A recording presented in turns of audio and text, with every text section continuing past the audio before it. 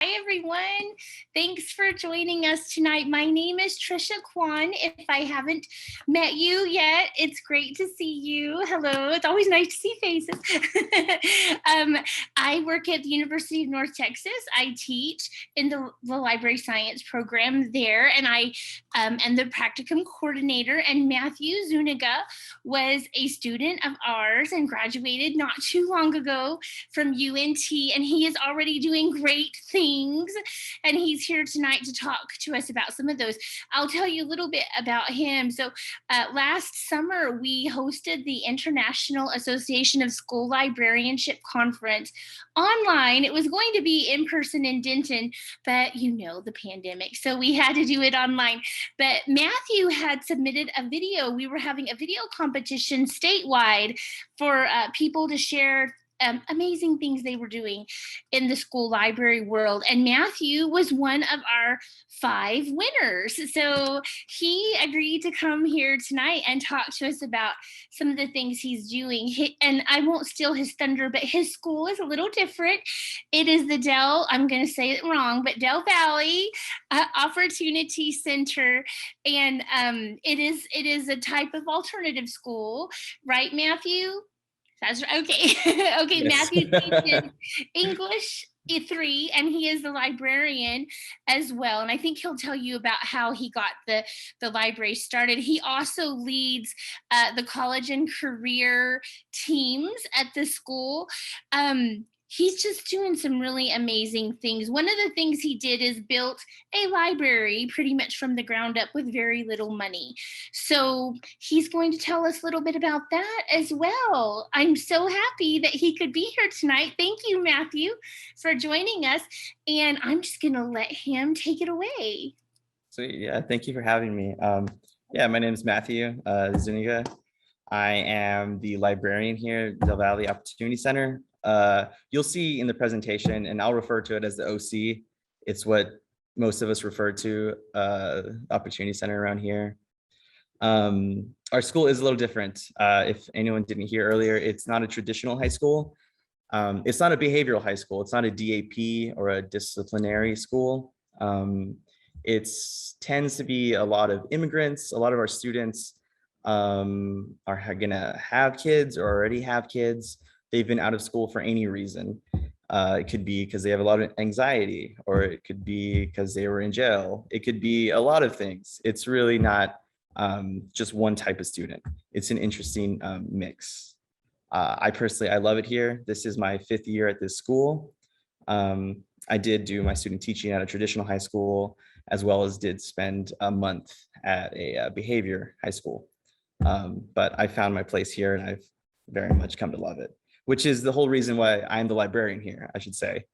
Our school, to give some context, has a library building, but as long as I've been working here, it had always been locked, which I thought was kind of a funny metaphor, like the idea of the whole library literally locked, like you had to go ask someone to open it up with a key. And I began my program at UNT, and I realized, I figured I would go and find a library job somewhere else. Then I realized, well, there's a library here. I should be the librarian here, because I love this school and I really wanted to continue working here. I love my coworkers. I love the students. So I asked my principal, can you hire me as librarian? He's like, no. I was like, okay. So what if I'm a librarian and I still teach? And he's like, okay, we can make that happen. So I still do teach. I still teach English 3. I still teach a college prep class. It's kind of sandwiched. I teach in the first 2 periods. We have 7 periods in the day, and I teach in the last 2 periods. And in the middle, I have time for library stuff. Libraries open during that time, during lunch, and as well as after school. But I'm not a fully traditional librarian in the sense, I mean, I am certified and I have all of that, but my library is not traditional, and either is my school. So I think that's okay. Let's see, share my screen. Also, my library is a little funny. The ceiling doesn't fully connect. So if there's people in the hallways, which there are a few, the sound reaches down here. So if it's like loud or annoying, just let me know and I'll like figure something out to do. So yeah, let's see. Oh, and also if anyone has any questions, Trisha, do you have, can you check the chat? Is there a chat to check? You're on mute, so I can't hear you.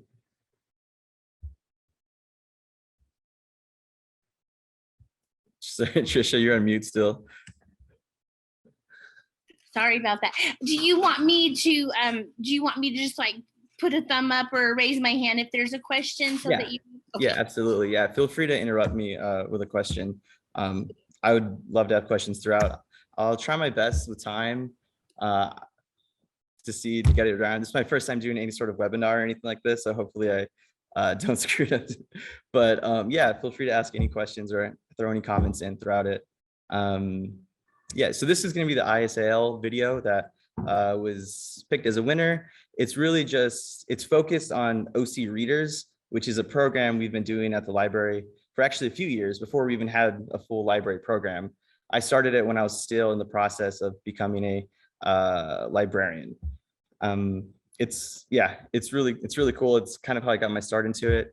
And it also showcases how the library began building. So I will play it for y'all. Today's a big day. Yeah, and don't worry, like, you might feel silly, and that's okay. It's just gonna be a little bit today. I'm not gonna be in there, y'all aren't gonna see each other. I'm gonna try to I know you don't mind being silly, you're silly every day. What we're doing here is taking our students and literally walking them across the street, the Child Development Center, and having them interact and engage with the youngest members of the Del Valley family. We're practicing reading out loud to the students. We're practicing interacting with children.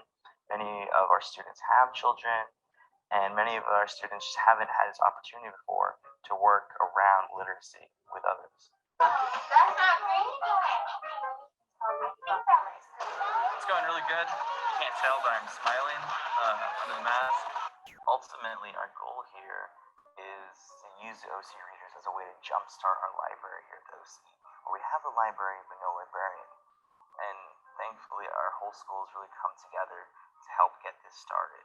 So we can use our library as a place of learning, as a place of literacy, and a safe place for all members of the school community. It was a successful day. It was great. We started with 5 kids. 3 belled. We got 2 more to step in, and 1 to do some photography and videography. The kids at the Child Development Center were great. They were so happy to see people. We found a safe way to continue a program, and I'm really happy we did it. It just took sending emails and talking to people, and I think that's what's so great about this, is that it really is in a lot of ways just DIY. You make it as much as you want it. So yeah, I look forward to doing it again next month.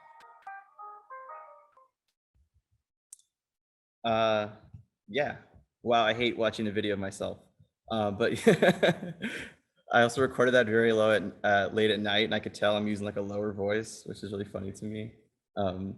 But yeah, I think that was really what jump started the whole getting a library here at this school. I just was like, I should do something. I don't want to wait till I get my degree. I don't really want to wait. I just want to try something out. And so I started pre-pandemic gathering interest from students, and we began walking across the streets to go and just read to the little children. And it was super fun. It was awesome. And people like get excited about it. Our parent liaison was like, if you know her, that's like, she's always like that actually. But yeah, so I'm gonna jump into this. So it's kind of on the nose, but how to start a library program at an alternative school without a budget and other stuff. I really like these animations. I've been messing around with them a lot. They're fun. All right, so some quick context. I said this earlier, the OC is an alternative campus. We're not a traditional school. Students can arrive at any time in the year. I get new students every day. Some have 10 credits, some have 3 credits, some have 20 credits. If you know anything about high school, you need, 26 credits to graduate.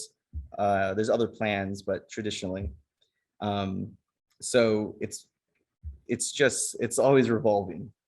Apparently, once upon a time, there was a librarian in this library.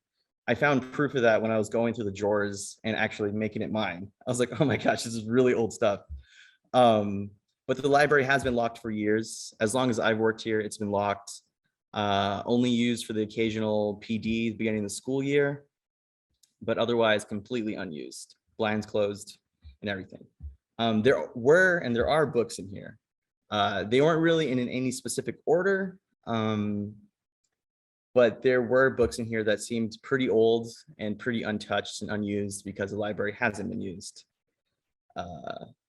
And at the time, I was just an English teacher, college prep teacher.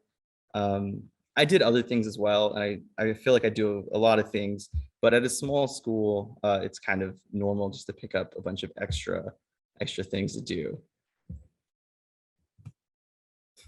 Forgot to put that there. All right, so I have these steps. They're not really like steps in order of things, but they're kind of all happening at the same time. And the way I'm really working this is I'm gonna kind of walk you through how I began the process of starting the library here, while at the same time trying to share with you things I think that might be helpful. I do think the things that I talk about today can be used in any library.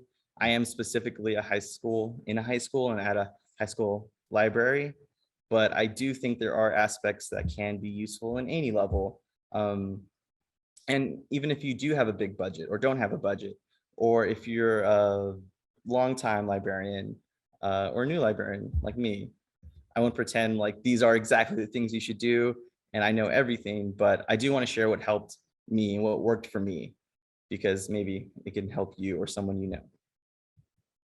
So let's see. All right, so begin developing a general idea of what a library program or what library program would be best for your campus. This was really important for me because I realized I can't do just a traditional library program. Not only do I not have the literal time because I'm going to be teaching classes, I don't have the money either because there's none of that. But my school is just so different. It's an alternative school, and so it's going to be an alternative library. So yeah, the big things I started to consider, what my school culture. I think I'm pretty good at reading the room and being in tune with what my school is like, not just my students, but also the teachers and the admin, and what it's like to be a member of the OC.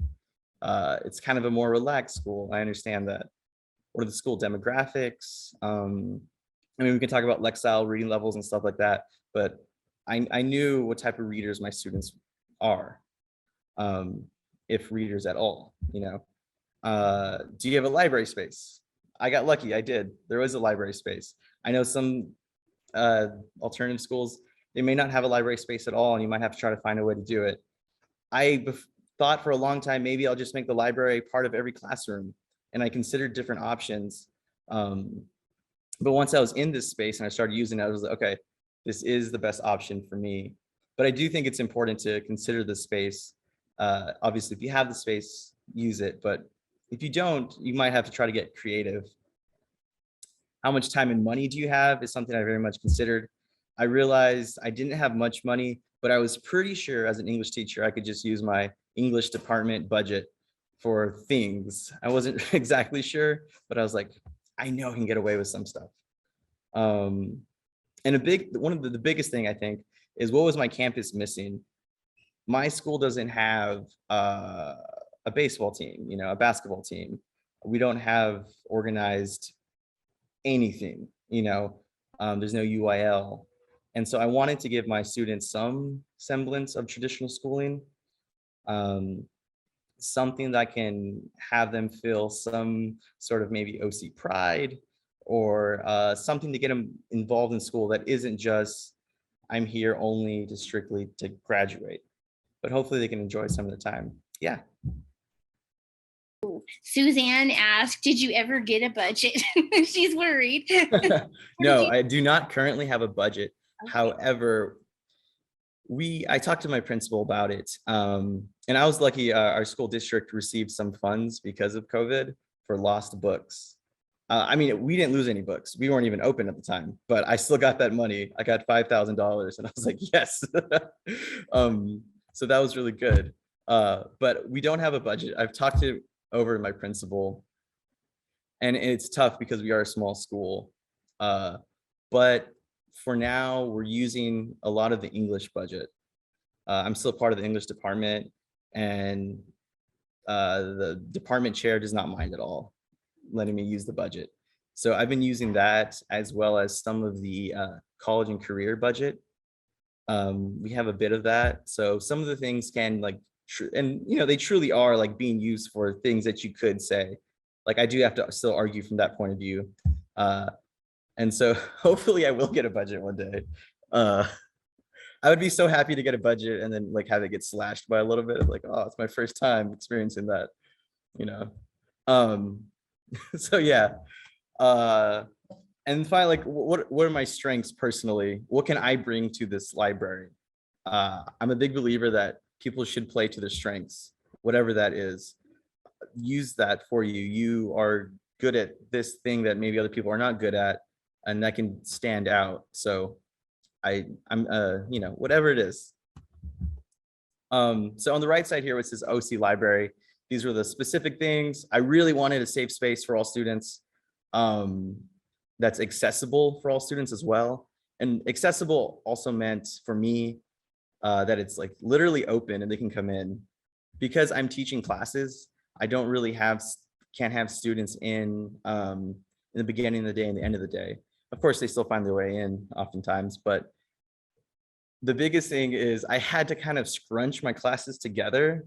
So I have a lot bigger classes this year than I've had in the past, because instead of 7 periods, I'm teaching only like 4. But because I am teaching in the library, I have a much bigger space. So the library is my classroom, which is really cool. It also means I have the biggest desk. Yeah, Shisha. So you are full-time then English teacher and full-time kind of librarian too. Yes, I am full-time both things. Yes, I am a full-time English student. I tend to go to the librarian PD meetings because they're more fun. But yes, I am full-time both. I just had to make some sacrifices of being like, I will take bigger classes, but I'll have more time for this. How big, just so we have an idea, like how many students would you have in a class? Yeah. Double. So this is going to sound shockingly low for a high school, but like 20. But you have to understand something, that our school is not like traditional schools. And some of the students we may have, they require a lot of one-on-one help. So 20 can be a lot. Typically at our school, once you hit like 15, teachers are like, whoa, what's going on here? Well, and didn't you tell me before we got started that everyone's kind of on an individual plan? So yeah, it's like personalized learning too. Yeah, everyone is on their, although they may be doing the same work, they typically are on different parts of it. And the way I do my classroom is in the first semester, I tend to teach full group. And then it gets so convoluted. In the second semester, I switch it to a Google Classroom one-on-one at your own pace, because it's really hard to do a full group lesson when you have students coming in and out consistently. It's hard to build on yesterday when the student you have today, you know, is a first day student, and you're like, oh, hi, my name is Mr. Zuniga. Let me get you a folder, and this is going to take 8 minutes. You know, but yeah. I promise you, it's really fun here. I like it. We need a couple of new teachers, so if anyone wants to apply. Also, another thing for my library that I really knew we needed is I understood that I don't have tons of readers here, and I wanted it to still do a lot for them. So I wanted it to make it very program and club based. So that was a very big part of the reason I wanted to start the library. I wanted there just to be things happening to encourage school pride and give us space for positive student and teacher interactions. That's one of the best things at my school, is the interactions between teachers and students, especially when many of our students don't have positive interactions with a school, much less teachers. All right, that kind of leads us to the second one, a little bit, relationships. but this is actually specifically with adults, gathering interest or finding people who would seem interested in helping you. Like I said, I am a full-time English teacher. I could not run or build this library by myself. That is just not possible. And I had a lot of help. So I'll never take all credit for this. This is definitely the OC's library. I'm responsible for it, and I usually have the ideas, but it really is community driven in a lot of ways. So I think one of the biggest things was being open to collaboration. You know, I can't just be like, this is the library, this is how it is. And I understand that if I think the longer I'm a librarian, I think the more I'll be like, no, this is the way it is. But just starting off, I definitely was like, okay, I don't know everything. I want to listen to other people and learn from other people. And I think that should exist always. Be interruptible. That's one of the big things I really focus on, is if a teacher actually takes time to like step into the library, I'm gonna make time for them, because I want teachers in here. I want staff members in here. I want people in here to become invested in the library so that they can help not just build the program, but help bring people in, including them. And I think the library is for everyone, it's for all, not just for me or my students. Try to enjoy the process. I don't know if that seems confusing or not, but what I mean by that is I think people realized I was kind of having fun when we first started making this library, and people were like, I want to have fun too. That sounds cool. So people would come by and start helping. You know, it was a positive environment. It wasn't, and obviously I didn't, you know, I understand that's not always possible, but as best as I could, I tried to really enjoy the process to bring other people in so that they would enjoy it as well. And these next ones, I don't know if these are like controversial or like big things, but really getting to know your coworkers as a librarian is like huge, I have found. Going to happy hours, being social, helping out new teachers. Those are like huge things I've found that are just like life-changing to me. And I don't mean to do this in like a way where it's like, I'm gonna do this so I can get something out of you, but truly just, it makes the whole being in a school, being at work, you know, because I'm at work, it makes it so much more enjoyable. And they bring so much to the library, not just a positive attitude and a lightness to it all, but they start wanting to participate within the library as well. And again, I don't think any one person should fully run a library, you know, there should be other people involved always. And yeah, that's something I'll even talk about, I think, a bit later, because it's really important to me. And I think for the OC library is one of the biggest reasons it exists.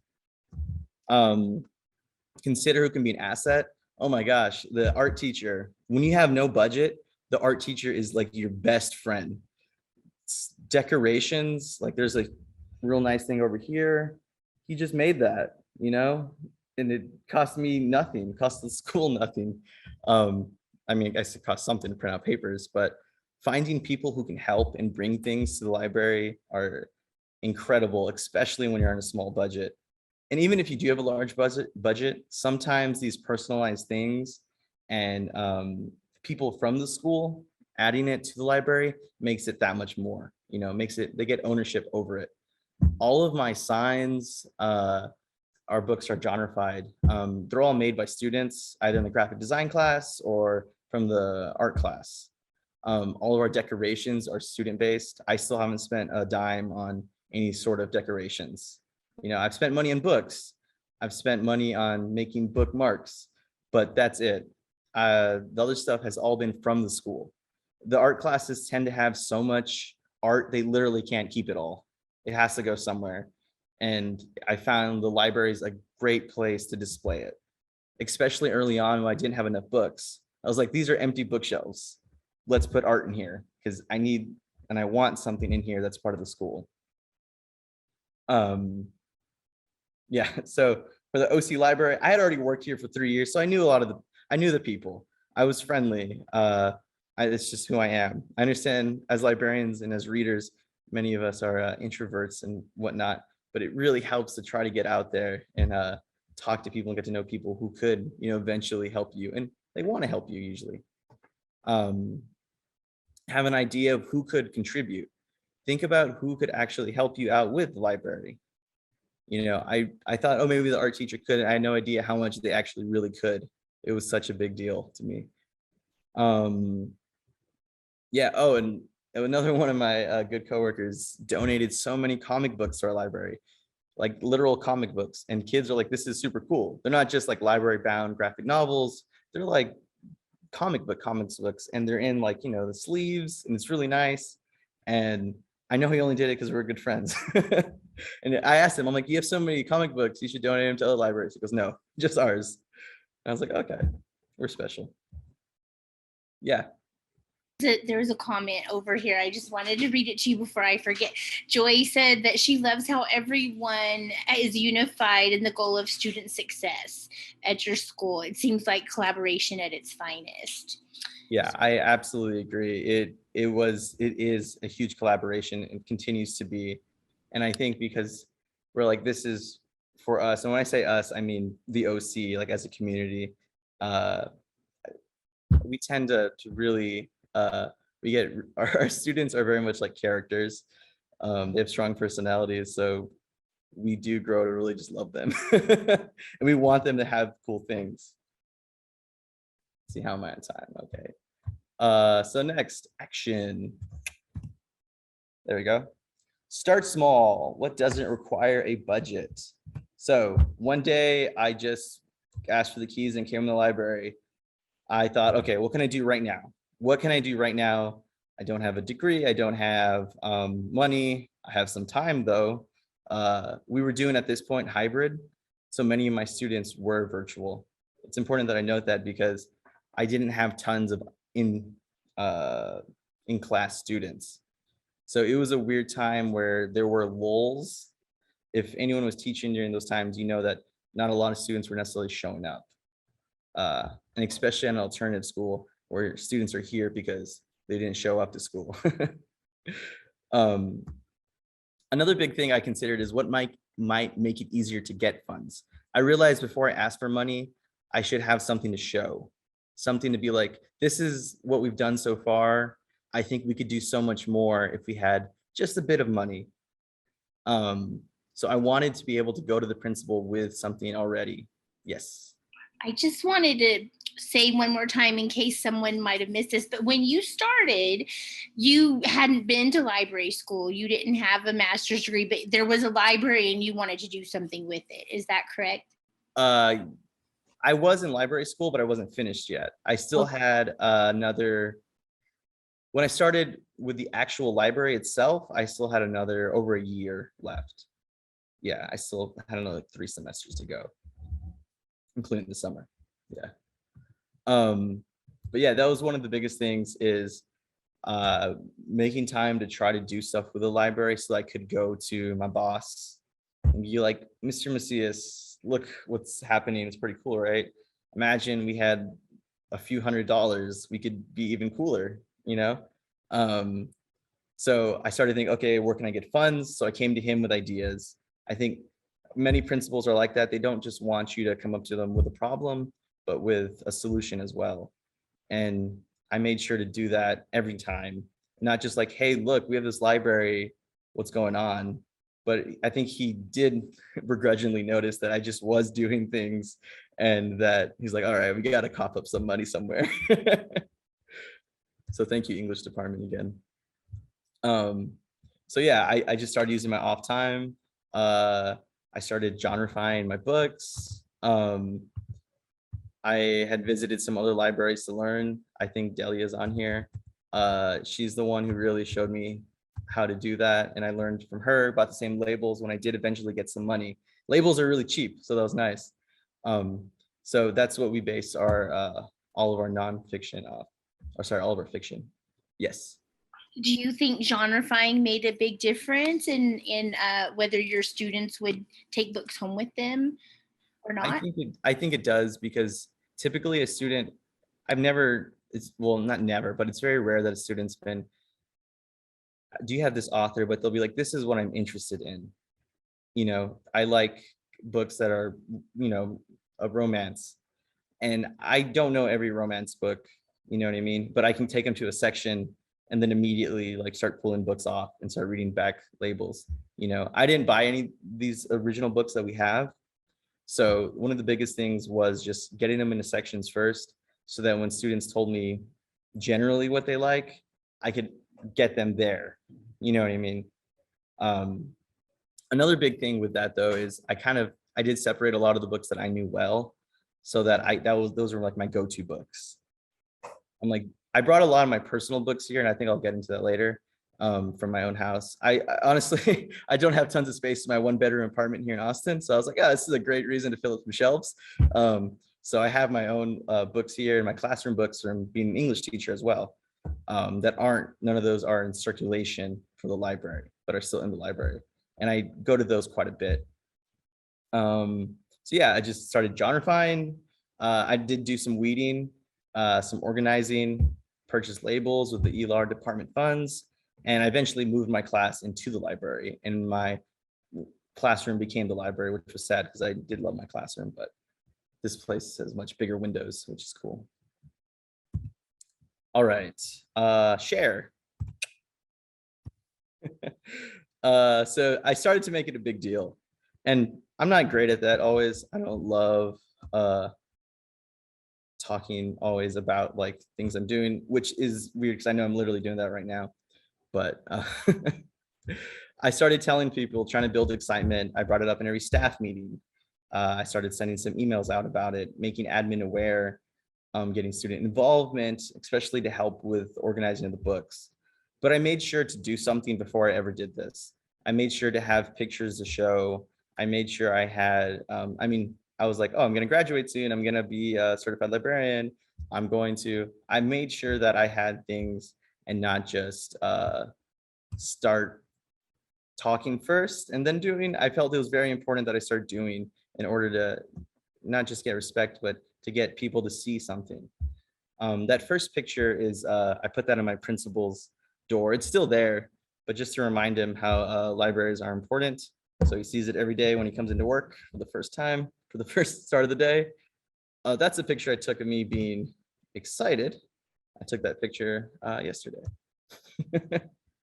But I did find that just trying to always bring people into the library is a very big deal. I know sometimes many people get overwhelmed, rightfully so. But if we can try to have some people help, whoever it may be, I feel like it makes it not just more fun and good for our mental health, but a better library, hopefully. All right, so I'm gonna get into a few specifics of things I've covered. I would say those things, those 4 things, were really the big things of jumping and starting off the library. And I just want to get into a little more detail about some specific things, because I think those really are important and can mean something to anyone, regardless of budget, of where you're a librarian or where you teach, or if you want to be a librarian or anything like that. So one of the first ones was learn from others. I visited a lot of elementary, secondary, public libraries, bookstores, and comic stores when I was thinking of, I would literally just have like a notepad and just wander around, look around, and think, what do I like here? Like, what stands out to me? What jumps out at me? I know I'm in a high school, but even the elementary libraries do a great, like, a lot of those things can be used in high school libraries. I didn't want my library just to be like a learning lab or something, and I understand why schools do those, but I wanted mine to feel like that one house that's kind of cluttered, but it feels like more like broken in, not like a new couch, but like a nice sunken in couch that you sink into. And I wanted my library to be like that. I wanted it to have character, to not take itself too seriously, but still, I had a certain vision, and I think I've gotten there and still working on it. And public libraries are another like excellent place, especially with like signage and stuff. They do such a good job because they have, a lot of workers. That was a big part that I took a lot from there, looking at how they do their Dewey Decimal System, how they do just anything like that. Austin has great libraries. And then bookstores were a huge one. I mean, bookstores depend on people buying books. It's their job to get people to spend money to pay for a book, right? We're doing it for free. They have a much harder job. They're trying to do it with money. So they really are trying with advertising and with displaying. So I think bookstores are an excellent place, especially indie bookstores, just to really learn on how to display some of your books. At first, I've changed it. My books are now, they sit on the end, so they're up front. You can see that picture there of like the recommends books. I think it looks nice. It gets teachers involved. And also it's an easy go-to. It's like if a student comes up to me and it's like, what should I read? I'm like, oh, here, I'll take it to this section. I'm like, you have Mr. McCullough, right? Well, this is the book he loves. And I find it's a really good way to try to sell books to kids. Yeah. Comic book stores as well, because I have a whole comic section and I didn't know tons about comics and I needed to learn. So that was a great place for me. Also, it was really fun walking around comic book stores. Reading as well, a lot of articles and blogs. I found some of the best things I read were things from librarians, things that were working. You know, it could be Reddit, it doesn't matter. Like I would just read what I could about a specific thing or Google search something and try to find out what other people are doing. I think I still have Pinterest on my phone, going through there and looking through it at other things. And of course, watching. I really love watching YouTube videos, so that was an easy one. But just watching videos about cool bookstores or libraries across the world and seeing different things that maybe I can't visit, and just picking up on what they're doing and just trying to see what is happening. Webinars as well, like this one. What? And then listening. I think I hopefully asked a lot of questions, but not to the point of annoyance, to a few of the other librarians in my district. They're all awesome. They're all very, very kind. I feel very included even before I was an official librarian, and their knowledge is much more incredible than mine. And I still go to them anytime. I don't always send it to all the librarians. I'll just send it to one. I'm like, hey, how do I do this? So it's like just learning from other people, because I don't think you have to reinvent the whole wheel when you do this. See what other people have done. So yeah, our OC library, highly influenced by indie bookstores. I wanted to look cool, but also fun with high schoolers. And a lot of the advertising and signs by libraries and bookstores.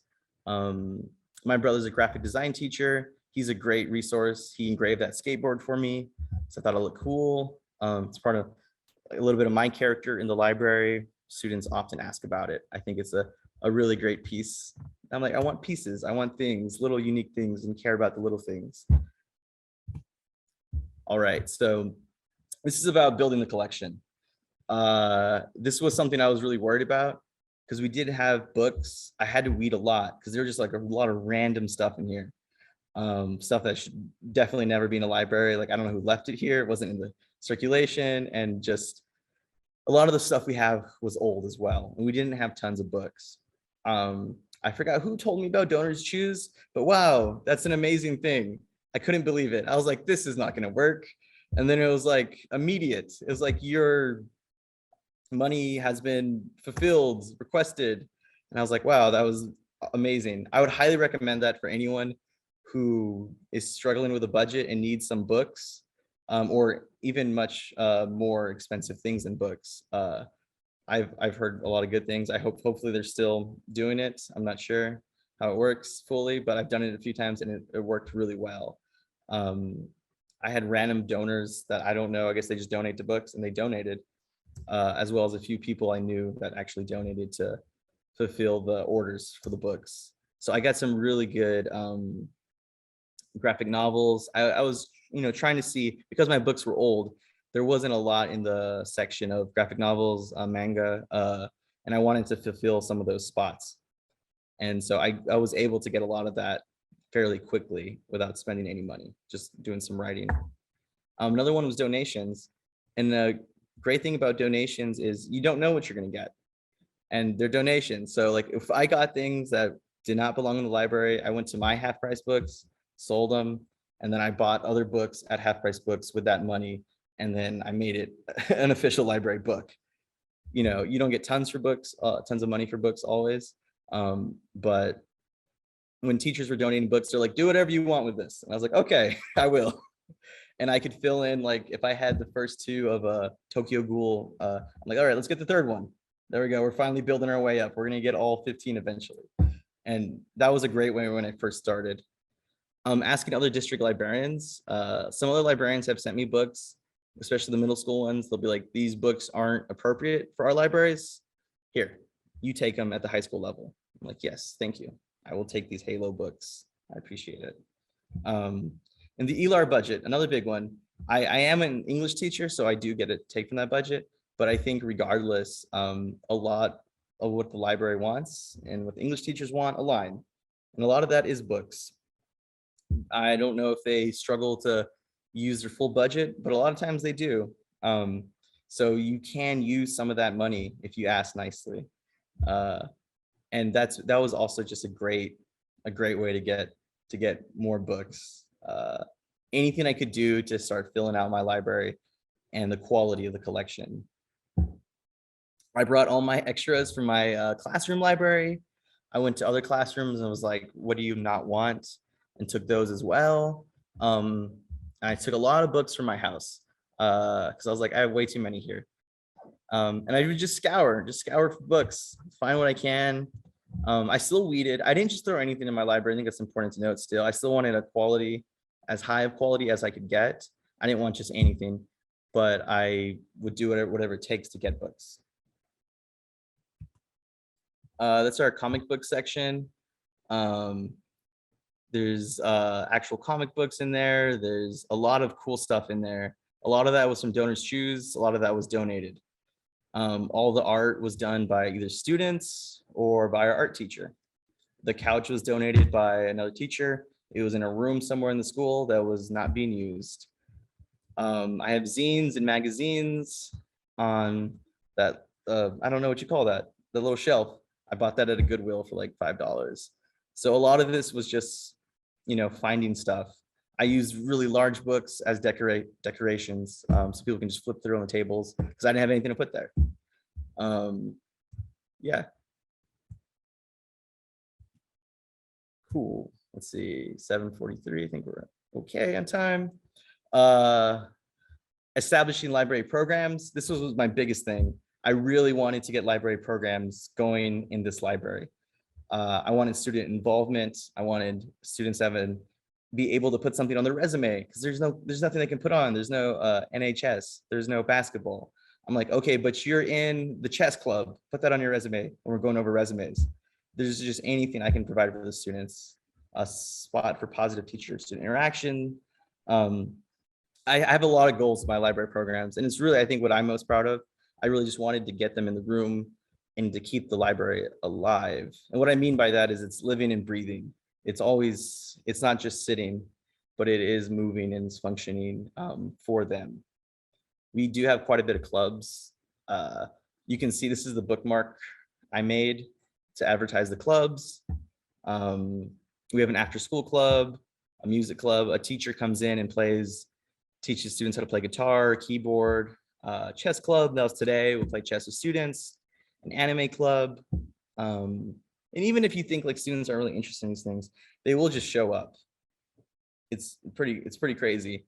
Also, another thing I think it's important to note here is I don't run all of these clubs. It's a lot sometimes. I needed to find teachers who would help me run these clubs.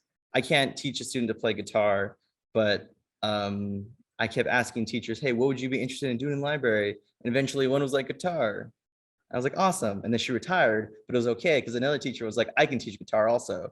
And he's been awesome. So it works its way out. Same thing with chess. We have a lot of teachers here who love chess. And chess sets I got donated from other teachers. So they're easy to get by. I didn't have to buy any. Another thing is we do have a lot of guest speakers. At my school, primarily career-oriented speakers, but I always want the library being used when it comes to having someone on campus We used to have them in our cafeteria and the space is way too big and it was awkward. Now they're in the library and it's cozy, it's comfy, and it goes much better. And I really enjoy just trying to get people to come and visit. We have people from Austin Public Library come, ACC, and a lot of different every career you can imagine has come to talk. We had a speaker today.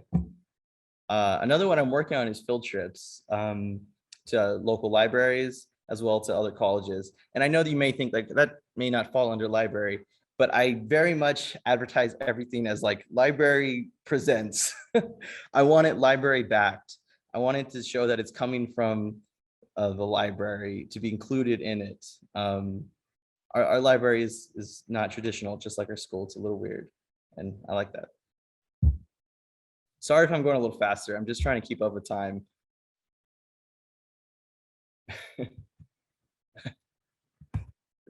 Yeah, so there's OC clubs. I've become a master at Canva. I can push out a flyer in 5 minutes, no matter what. And I really enjoy making signs, actually. It's my new passion I've discovered. There's some pictures from teaching guitar to the OC readers, reading to the little kids. And then we have like sort of like TV screens throughout the school. So I have the clubs on the TV screens, you know, it switches out to different or not necessarily advertise, but show different things. And I put in any of the club flyers in there so that hopefully students can see them, get word out. Yes. So I just wanted to say before you transition, because I think what you had to say about having clubs, and you may think, oh, this isn't related to the library. Whatever you can do to get people into the library is a good idea, right? I mean, I know I used to get funny looks when we would have like video gaming in the library. Oh, don't do that. But you know, you get them in and the books are there. Yeah, absolutely. Pick them up and maybe they'll read them. And yeah, so I love that. I love all the ideas. And of course, you're so right about getting multiple people involved too, because you can be an advocate, right? And we can all be an advocate, but what's even better is building other advocates and getting other people excited about the library so that it's not just our voice being heard, it's everyone talking about the great things that are happening. Awesome. Yeah, I'll host pretty much anything in my library. If anyone here wants to host something in my library, just send me an email. Bringing into that, getting other advocates is just fostering natural campus buy-in. And I know it can be hard sometimes to leave the actual library, the room itself. I understand that, but I try my best to get to know people outside of it, to build relationships. Again, the art graphic design teachers help me so much. The custodians are amazing. They're just amazing people to know. They have a master key. That's awesome. I don't have one. The cafeteria workers, they're also amazing. Geneva, she can't hear me, but you're great. I get food from her every day after school program. And it's just, it helps to build a community around the library. In a way, it's like asset mapping, just having resources, not just for myself, but for other people, other teachers. And I think it's one of the best things happening right now in this library. I'm excited about that. The counselor gets involved all the time. It's great. And, even if you're like, how could this person contribute? You never know. It's just the more people the more people you can become friends with. Which can be a scary thing to say at work, but the more people you just get to know, I think is really good and can only serve to help the library. Again, being interruptible, sort of. Some people talk too long and you gotta get back to work. I get it. I don't know if it's crazy to say that, but take time to complain with others. I know I literally am still a teacher as well, but it's important. I mean, if you've been around teachers, we love to complain. So we have to be that gate, that bridge between admin and teachers. I think it's important. Don't become full-on admin, because you may lose some of that trust that teachers have with you, that feel comfortable with you. So just maintain that. That's important. At least I believe it's really important. Sorry. Yeah, make time for chats, social hours. I did a book club for a little bit with other teachers. Just find time to spend with others so that they can really become part of it. Because you shouldn't have to do everything by yourself. And if there's so much, I believe there's so much we're already doing as librarians. Imagine how much more if we had other people, I think that's important. And another big reason, I guess, is the library is a space not just for students and just for you, but also for adults. So get them involved, include teachers in the process. Oh yeah, that's my last one. Thank you all for listening. I have nothing to promote or anything, but my email is there. If you want to email me for any reason, I'm in Del Valley, which is just east of Austin, but I do live in Austin. If there's any questions, I'm happy to answer. Thank you. There are some comments. Let me take a look here. Jennifer said she did one. I think she was talking about Donors Choose. Mm-hmm. And it's donorschoose.com, right? So is that right? I think it's .org, but I could be wrong.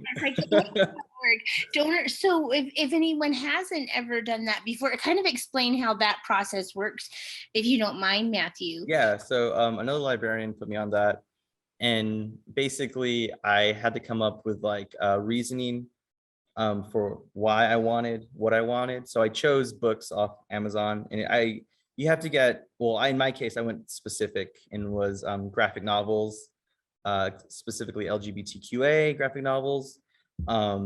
And I gave a reasoning. I had to type out a few things. It really was not that much writing.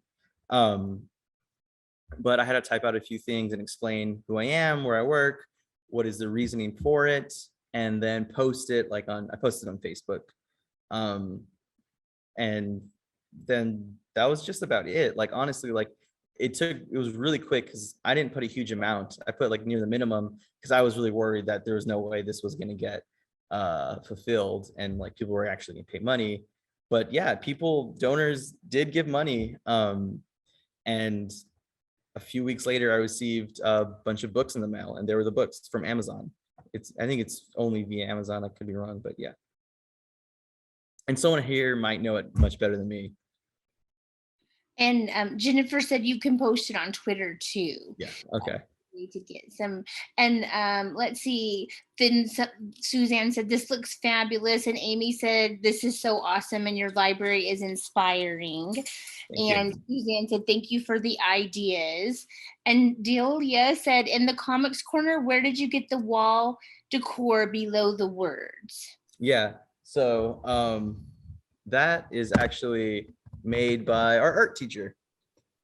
He made that. He drew it. He's a great artist. And then he printed it out, or not printed it out. He put it on a poster board, cut it out, and yeah.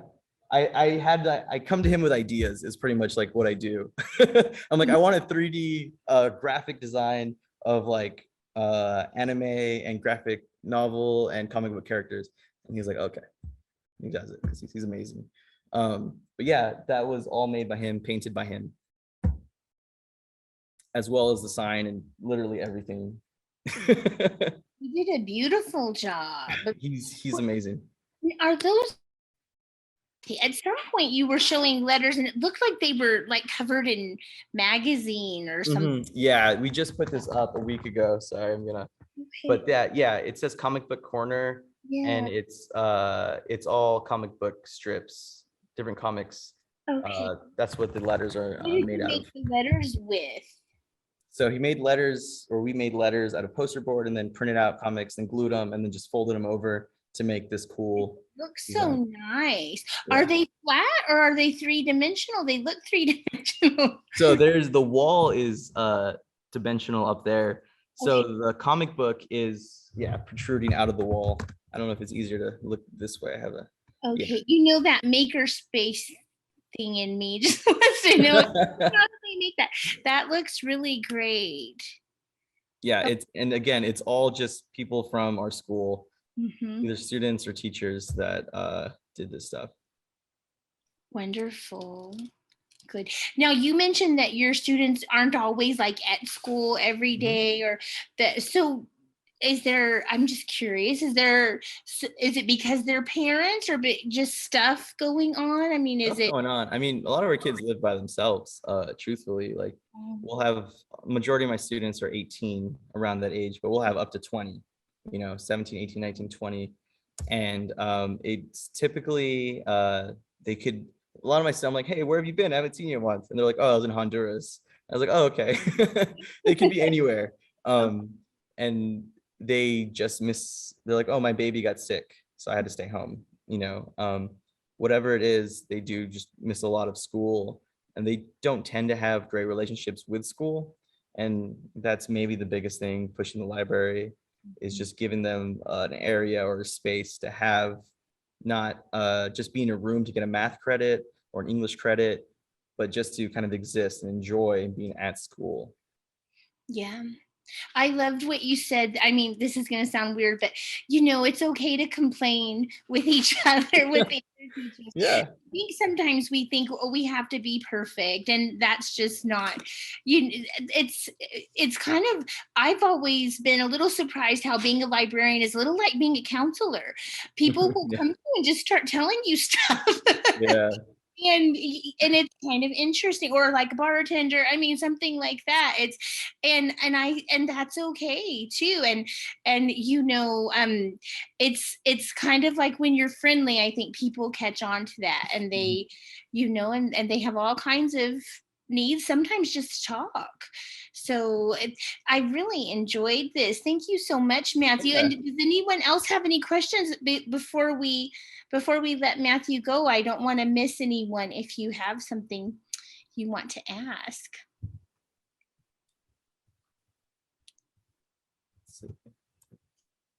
Well, you did a fantastic job. Thank you so much for sharing. I appreciate it. This is very inspiring, and I love it. You're doing great things. You are changing the world one reader at a time, right? That's fantastic. There's a lot of people now. Can you see the chat? There's a lot of people saying thank you over there. So I'll make sure and save the file and send it to you. So yeah. It's great to see you. And are you going to be at TLA? I have a college PD. I'm going to a college and career PD. So I'm I'll be there, but barely. Just for on the 27th, I believe. Okay. Yeah. All right. Well, good. Well, maybe I'll see you then. But thank you so much for coming tonight and sharing. This was fantastic. And I'll make sure and send you the file of the chat too. Thank so you. See all the nice comments that people are leaving. This was so helpful and informative and very inspiring. It's amazing when you think what you can do without very much money if you just, are dedicated and willing to try. Yeah, absolutely. Thank you for anyone who listened. Hopefully picked up something. I know it's kind of a niche topic. I understand that, but hopefully there's things that translate to other spaces as well. Absolutely. Absolutely. Well, good night, everyone. Good to see you.